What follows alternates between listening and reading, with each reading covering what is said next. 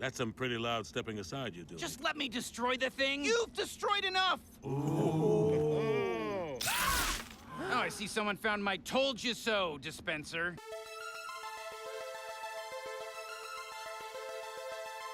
Uh-oh, it's a canon episode. Nope, we're not screwing around on the sun or in a fortune cookie factory. This time, it's serious, with Rick's murdered family and the hunt for Rick's arch nemesis coming back into focus. But who even is that?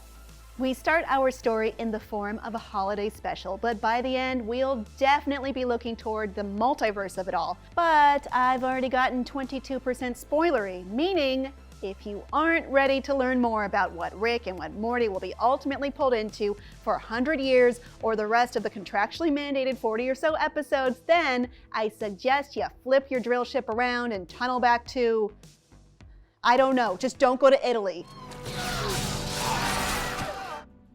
Well, that is definitely not amore.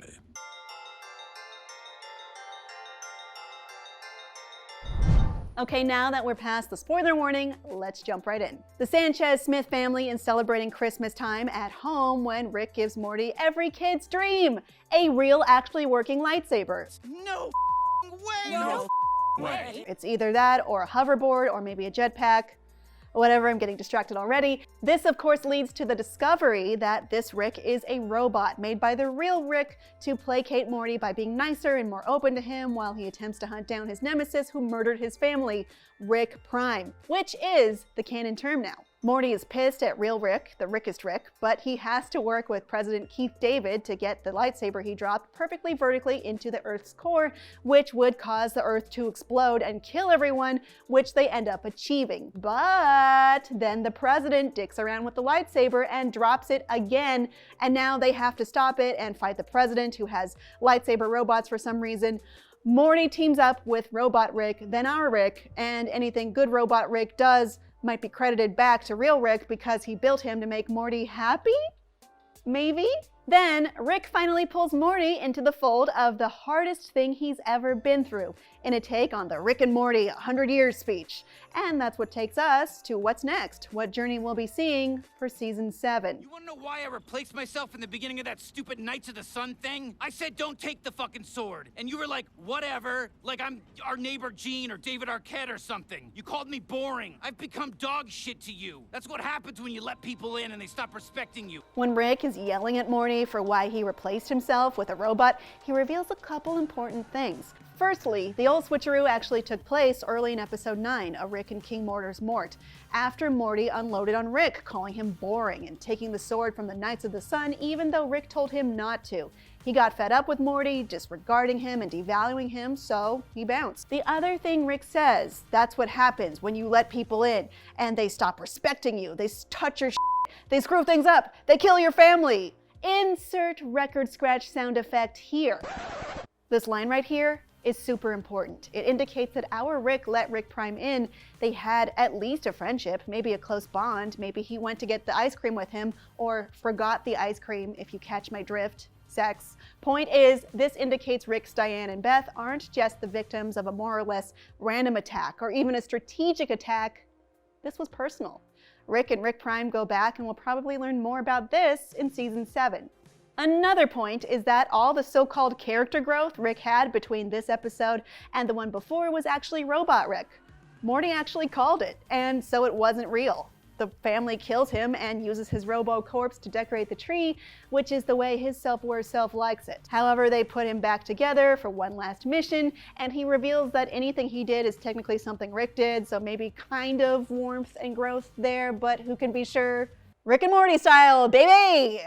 On that canon note, Rick says he's including Morty more now. Maybe it'll be every other episode, not every episode. Maybe it'll be going on in the background. Maybe they'll try to stay healthy while doing it, juggling plates. But we have our blueprint for season 7, the hunt for Rick Prime, that crafty guy. It's gonna take over your life, but more importantly, if you wanted to know more about the inner workings of Rick Sanchez C-137 and what makes him tick, looks like we're finally about to find out, whether we want to or not.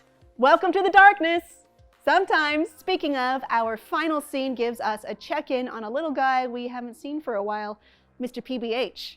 After getting fired as a professor because of Rick and his wife leaving him and taking their baby, he's been toning and boning. Sure don't want to delve into the boning part. He's been channeling his pain into excessive fitness, but he's still a brittle little guy, so he breaks his legs in a 300-pound squat. He's still broken. I wonder if we'll only be checking in with him at the end of every season now. Maybe that's his role at this point, spiraling in the background, but I wouldn't mind having him come back now and then like Mr. Nimbus. Save yourself, Morty! Okay, now it's time for the Easter eggs we found. Here's what we got. It sort of goes without saying, but Star Wars is all over this thing. Yes, of course, the idea of what would happen if you dropped a lightsaber. Would it keep falling and falling forever, like Kitty Pryde? Then there's the strike me down, I'll become a pile of clothes of it. But the realest thing here is the fan discourse. We're talking the really rocky receptions of the prequels, and more notably, the sequel trilogy, the Muppety one. Who is a, quote, nerd about it? If it's good, if Disney ruined it, if filming so much Star Wars series on the volume is a good idea, which generation has ownership, etc. Just all the anger and vitriol of the Star Wars fandom together. Have you tried fighting in those threads? I have. It's not fun. I'm not about that life. Star Wars is not perfect. Just enjoy it. Or don't. You actually don't need to be a jerk about it. And by the way, generations are fake and created for marketing. Interfighting is pointless. Anyway, the president throws a Transformers reference at the end of his Star Wars heel turn speech for good, absurd measure. On a note that deserves more elaboration, the president does more surprising things than reveal he loved Star Wars all along and drop the lightsaber again. He launched the White House into space, and apparently there's a hidden Star Wars droid room in there filled with ships, walkers, a cantina, banners that look like the Jedi Order symbol superimposed with an American eagle motif, and a man frozen in carbonite. It was built by Jimmy Carter, which tracks time-wise for the release dates for A New Hope and The Empire Strikes Back. The president's droids have lightsabers, and there's a saber Gatling gun, which begs the question, why did he want Morty's lightsaber? Maybe we can guess Rick's is built better, or maybe the president is just a collector/nerd. Speaking of, the president was Morty's age when Star Wars was in theaters, meaning he was around 14 in 1977, which puts his birth year at 1963, give or take. The current years for Gen X are defined as 1965 to 1980, so he could actually be a later boomer, but those time chunks can be really mutable, and like I said, generations don't matter. The Vertisaber went rogue. Maybe Rick shouldn't have put a chaotic red kyber crystal or the show's equivalent in it.